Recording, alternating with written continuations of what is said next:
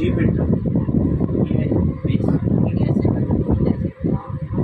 بیٹا بے سکونی بے چینی بہت ساری جو وجوہات ہیں نا وہ ہماری اپنی پیدا کی اور یہ ختم کرنا کوئی مشکل نہیں ہے، ٹھیک ہے۔ مثلا سب سے پہلے جو بے سکونی کی وجہ ہے نا وہ ہمارا ماحول ہوتا ہے۔ ہمارے ارد گرد جو لوگ ہوتے ہیں وہ ہمیں بے سکون کر دیتے ہیں۔ سب سے پہلے اپنے ماحول کو پازیٹیو بنائیں۔ آپ کے ارد گرد وہ لوگ جو ہر وقت آپ کو ڈیگریڈ کریں، تنقید کریں یا بحث کریں، مثلا آپ کے پاس سیاست کے بارے میں علم نہیں ہے، آپ کو سیاست کی وہی باتیں پتہ ہیں جو آپ نے ٹی وی سے سن لی، آپ ان باتوں پہ یا سوشل میڈیا پہ اب ان کے اتھینٹک ہونے کی تو کوئی دلیل نہیں ہے آپ کے پاس، سنی سنائی باتیں ہیں نا، تو آپ ایسے لوگوں سے اپنا پیچھا چھڑوائیں، ایسے ماحول کو چھوڑیں جو لوگ ایسے ہوتے ہیں، یہ آپ کو بے سکون کر کے رکھیں، ٹھیک ہو گیا۔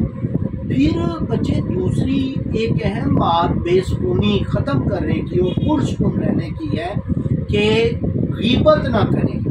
ایسی مجلس، ایسے دوست جس میں کسی نہ کسی کی غیبت ہوتی ہے، کسی نہ کسی کے بارے میں بات ہو رہی ہوتی ہے، آپ نے یہ کام نہیں کرنا۔ وہ لوگ جو آپ کے ساتھ بیٹھے کسی کی غیبت کر رہے ہیں نا، وہ کسی کے ساتھ بیٹھ کے آپ کی بھی غیبت کر سکتے ہیں۔ دو باتیں سمجھ آ گئی۔ تیسری بات، غلط فہمیوں کا شکار نہ ہو۔ یہ جو سنی سنائی باتیں نا افواہیں، ان پر کان نہیں دھرنے۔ کسی نے کہہ دیا کہ فلاں ایسا ہے تو آپ نے مان نہیں لینا، بلکہ کسی کے لیے غیبت کی مجلس کا نقصان ہوتا ہے۔ افواہوں پہ کان دھریں گے آپ بے چین رہیں گے، جی فلاں نے آپ کے بارے میں یہ بات کہہ دی، آپ بے چین رہیں گے، سمجھ آئی۔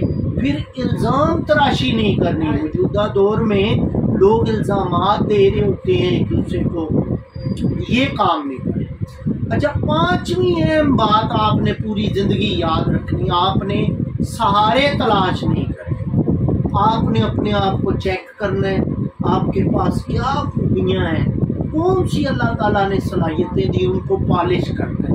اگر آپ کے کسی دوست میں کوئی خوبی آ گئی ہے تو آپ نے حسد نہیں کرنا، آپ نے وہ خوبی اپنے اندر پیدا کرنی۔ آپ نے کہنا ہے یا اللہ شکر ہے میرا دوست اچھا ہے، اس میں یہ خوبی ہے، اور اے اللہ مجھے بھی یہ خوبی دے، سمجھے۔ اور بیٹے دعا لازمی مانگا کریں اللہ سے، اللہ کے ساتھ دعا ایک ایسا تعلق ہے، آپ اللہ کو کہا کریں کہ اے اللہ میں کمزور ہوں، میں ضعیف ہوں، میں کمزور ہوں، ایمان بھی کمزور ہے، عمل بھی کمزور ہے، علم بھی کمزور ہے، تو اپنے خزانوں میں سے ہدایت اور توفیق کا خزانہ عطا فرما۔ یہ وہ باتیں ہیں میرے بچے جو آپ نے عمل میں لے آئے نا، بڑے سکون۔ اور ایک اہم بات جو میں نے آپ کو کہی کہ جھوٹ نہیں بولنا۔ زمین آسمان مل جائے نا، کوئی آدمی آپ کو مجبور کرے تب بھی، ہاں لیکن سچ بھی جب کہنا ہے نا تو اس کے کہنے کا انداز بھی مہذب ہونا چاہیے۔ یہ نہیں کہنا بدتمیزی کر کے کہیں کہ بھئی میں تو سچ بولتا ہوں۔ میری باتیں سمجھ آ رہی ہیں؟ یہ وہ باتیں ہیں بیٹے، اگر آپ نے یہ مان لی نا، ان پہ عمل کر لیا، آپ کی ساری زندگی سکون میں گزرے گی، آپ کا دل بھی سکون میں ہوگا، جسم بھی سکون میں ہوگا، دماغ بھی سکون میں ہوگا۔ پھر اگر کہیں کسی نے زیادتی کر دی ہے نا، معاف کر دو، نظر انداز کر دو۔ انتقام کی آگ اپنے اندر جلاؤ گے نا، آپ اس آگ میں جلتے رہو گے، انتقام بھی نہیں لے پاؤ گے، اور اگر وہ آگ زیادہ بڑھ گئی آپ بڑا غلط قدم اٹھا لو گے۔ یہ جو قتل و غارت ہوتی ہے، لڑائی جھگڑا ہوتا ہے، پھر نسل در نسل لڑائیاں چلتی ہیں، یہ انتقام کی آگ ہوتی ہے کہ آنے والی نسلیں بھی برباد ہو جاتی ہیں۔ اس زمین پہ 20 30 40 سال آپ نے رہنا ہے، ٹھیک ہے، تو وہ بڑے پرسکون انداز میں رہیں۔ تو دانش میں نے آپ کو بیٹے جتنی باتیں سمجھائی ہیں یہ پرسکون رہنے کے لیے بڑی مددگار باتیں ہیں۔ میں امید کرتا ہوں تم ان پہ عمل کرو گے انشاءاللہ۔ چلو جی۔